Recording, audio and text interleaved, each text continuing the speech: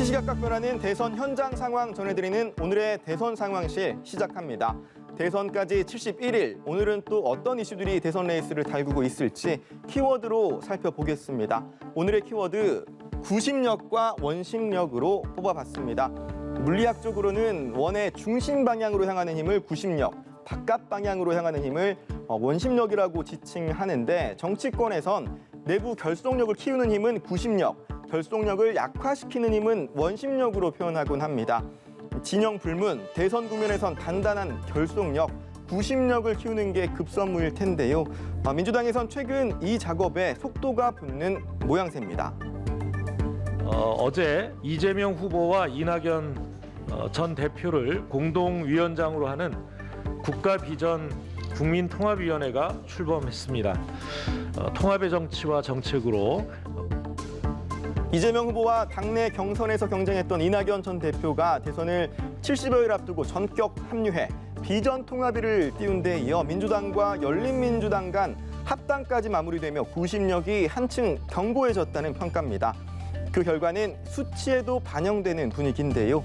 화면상 왼쪽은 리얼미터가 두 정당 합당 전에 각각의 지지율을 조사한 결과이고, 오른쪽은 합당으로 열린민주당이 선택지에서 빠진 이후 조사 결과입니다. 자세한 배경에 대해선 정확한 분석이 필요하겠지만, 열린민주당 지지율이 거의 그대로 민주당에 흡수되면서 민주당 지지율이 40%에 육박하는 결과가 나왔다는 분석입니다. 이런 와중에 민주당에서는 오늘 또 하나의 희소식이 전해졌습니다.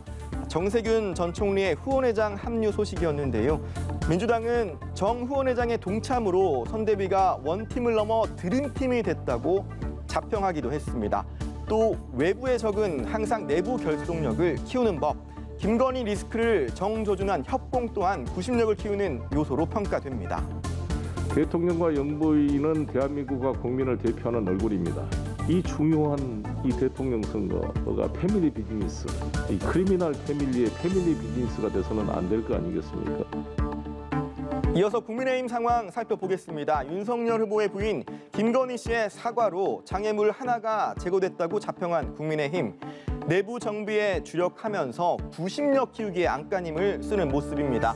구성원 간 결속력을 다지고 메시지 일원화 등을 위해 윤 후보와 김종인 총괄선대위원장이 매일 아침 직접 회의를 열어 점검하기로 했는데요. 오늘 오전 첫 회의를 마치고 나온 김종인 위원장은 선거가 얼마 남지 않은 만큼 다들 긴장된 모습으로 임해야 할 것으로 생각한다면서 매일 회의를 갖고 메시지와 일정 등을 점검하겠다고 했습니다. 윤 후보와 김 위원장을 축으로 하는 선대위 내부 상황은 조율돼 가는 것으로 보이기도 하는데요. 이미 선대위 바깥으로 뛰쳐나가 버린 원심력 제어에는 여전히 어려움을 겪는 모습입니다. 앞서 한 차례 잠행에 나서면서 윤 후보와 충돌하기도 했던 이준석 대표. 선대위 이탈 뒤 윤 후보 측과 첨예한 대립각을 세우고 있는 상황인데요. 제가 선대위에 참여하느냐는 약간 소위 말하는 어느 정도의 한계 지점을 넘어야 되는 것인데, 네. 거기까지는 거리가 좀 있는 것 같습니다. 아직까지. 대선 후보와 당대표 간 이 같은 엇박자에 이 대표를 향한 당 중진 등의 질타가 이어지고 있는 데다 윤 후보 측 일부 인사도 공세 수위를 높여가는 상황. 자중해야 되는데 지금 자중을 안 하고 있기 때문에 문제가 생기는 거죠. 그러니까 국민의힘 초선 의원들도 당대표를 계속하기 어려운 상황 아니냐 이런 얘기도 나왔다고 해요. 이 대표의 최근 행보 관련 비판의 목소리가 커지면서 초선들 사이에선 이 대표의 사퇴를 촉구하는 목소리도 나오고 있는 상황이라고 하는데요. 이와 관련해 이 대표가 내일 초선 의원들 회의에 참석해 직접 의견을 주고받기로 했다고 하니까 그 결과를 지켜봐야 할 것 같습니다. 대선 레이스 키워드로 짚어봤고요. 이어서 민심 상황판 살펴보겠습니다. 어제에 이어 오늘도 리얼미터 조사 결과 볼 텐데요. 오늘 오전 발표된 다자 대결 결과입니다. 이재명 후보 41.1%, 윤석열 후보 40.1%, 심상정 후보 3.7%, 안철수 후보 5.7%로 집계가 됐습니다. 오늘 결과는 리얼미터가 언론사 의뢰를 받아 지난주 토요일과 일요일 진행한 단발성 조사 결과였고요. 저희가 어제 전해드린 리얼미터 정례 조사 결과와 함께 보면 두 후보가 오차 범위 내에서 엎치락 뒤치락, 박빙 승부를 벌이는 양상 확인할 수 있습니다. 오늘 결과에선 또 앞서 전해드린 것처럼 민주당 정당 지지율이 40%에 육박한 점이 특징적이었는데요. 이와 함께 정당 지지도 조사에서 국민의당 지지율이 10%를 넘어선 점도 눈에 띄는 결과였습니다.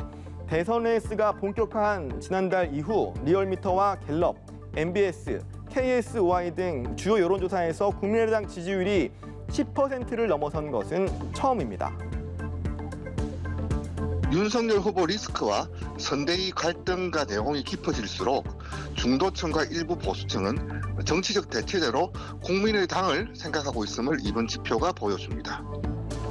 이 밖에 이재명, 윤석열 후보가 토론 횟수 등을 놓고 티격태격하고 있는 가운데 TV 토론회가 지지 후보 결정에 영향을 미친다는 응답은 63%에 달했고요. 또 이재명 후보는 장남 문제로, 윤석열 후보는 부인 문제로 구설에 오른 가운데 후보 가족의 도덕성이 후보 선택에 영향을 미친다는 응답은 70%에 육박했습니다. 대선 71일 앞둔 현장 상황 오늘은 여기까지 짚어보겠습니다. 생생한 대선 레이스 상황은 내일 또 이어서 전해드리겠습니다. 지금까지 대선 상황실이었습니다.